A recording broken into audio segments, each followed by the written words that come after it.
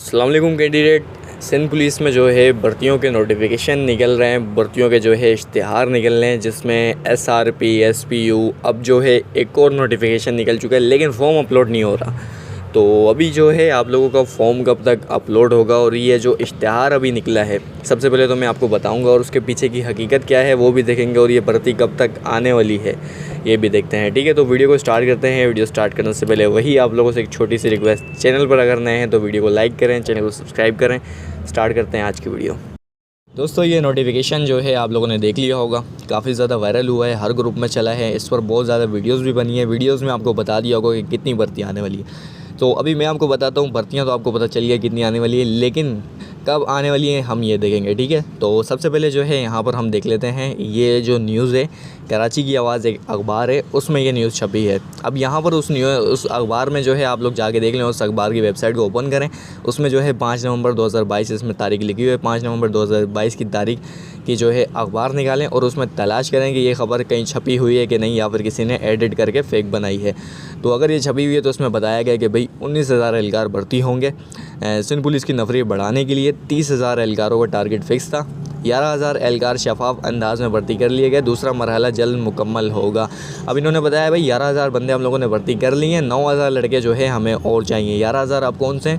490، 480، 500، 470 اور یہ S S you والے جتنے بھی ہیں، ٹھیک ہے؟ تو ابھی جو ہے جو 11,000 میں سے 9,000 باقی جو خالی سیٹیں ہیں، یہ میں آپ کو بتاتا چلوں، اگر یہ خبر جو ہے سچی ہے، ویسے تو سچی ہوگی کیونکہ اس میں جو ہے آئی جی غلام نبی میمن نے جو ہے پہلے بتایا ہے کہ نفری کی کمی ہے۔ الیکشن بھی جو ہے اسی وجہ سے پوسٹ پون ہوئے ہیں، تو بھرتی تو آنی ہے۔ دیکھیں، یہ میں نہیں کہہ سکتا کہ یہ فیک ہے یا ریئل ہے، یہ جو بھی ہو، ٹھیک ہے؟